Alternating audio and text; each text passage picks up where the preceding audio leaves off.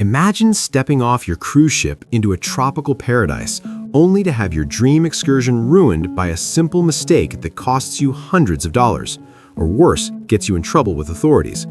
Today, we're diving into the 7 costly errors you must avoid on cruise excursions to keep your vacation smooth and stress-free.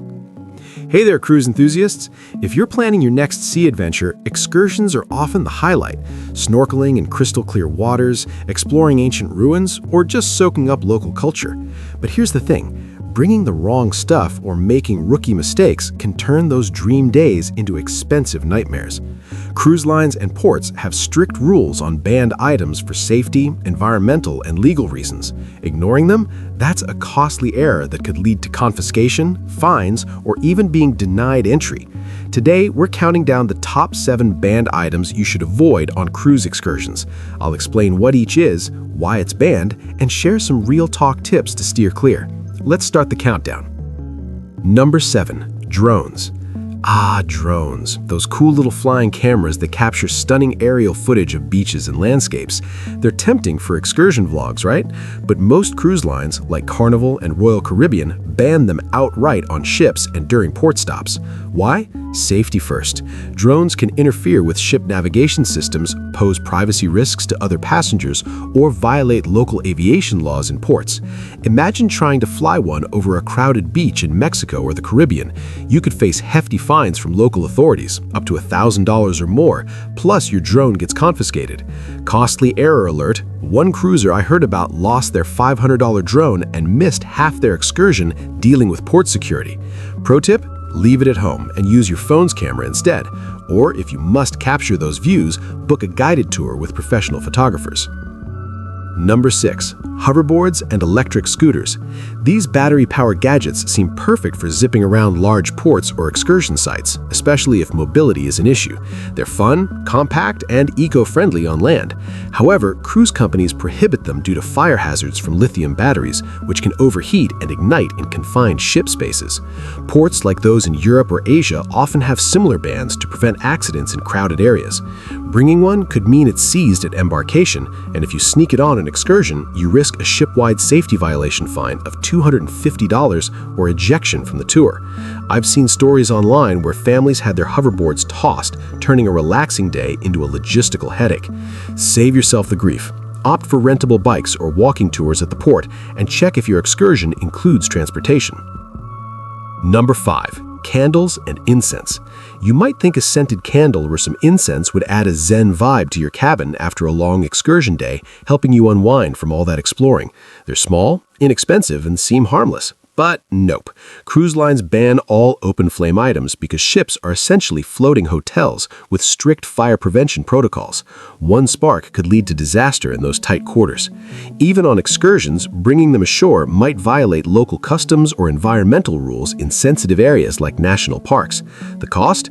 If caught, expect confiscation and potential fees for improper disposal. Plus, you could delay your group's return to the ship.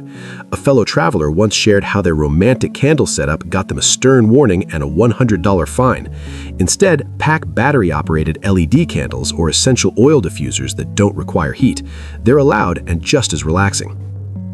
Number 4. Irons and clothing steamers. Wrinkled clothes after unpacking? Totally relatable, especially when you want to look sharp for a fancy excursion dinner or photo ops.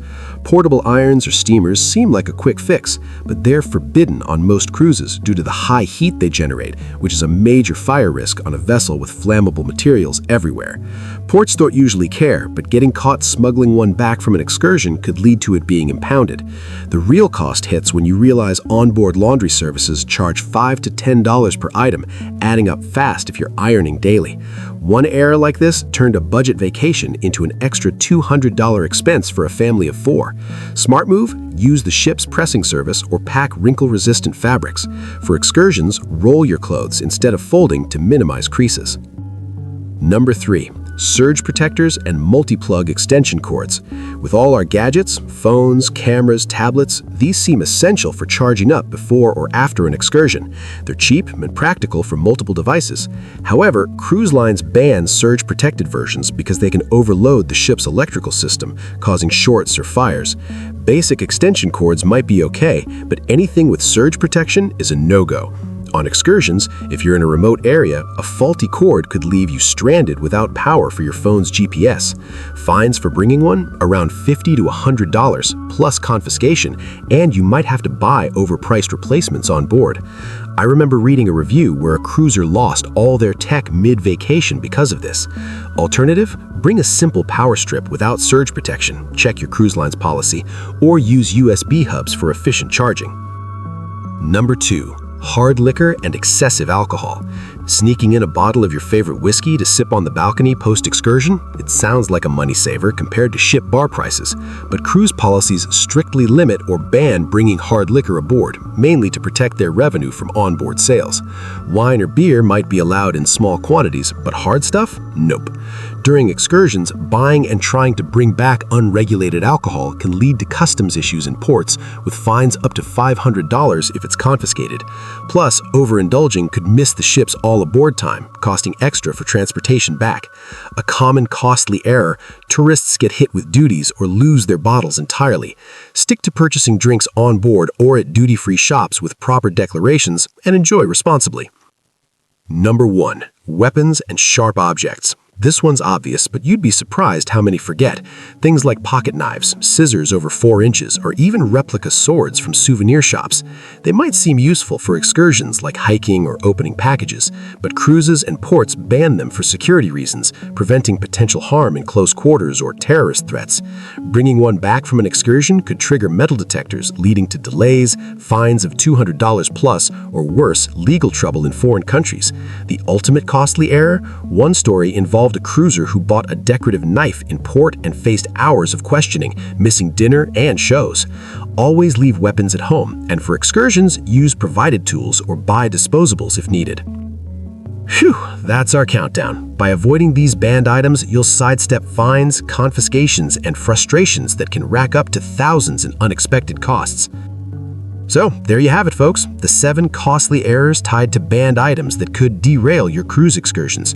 Remember, a little preparation goes a long way. Check your cruise line's prohibited list, pack smart, and focus on the fun. Your wallet and sanity will thank you. If this helped, give it a thumbs up, subscribe for more cruise tips, and drop a comment below. What's your biggest cruise mishap? See you on the next adventure. Bon voyage.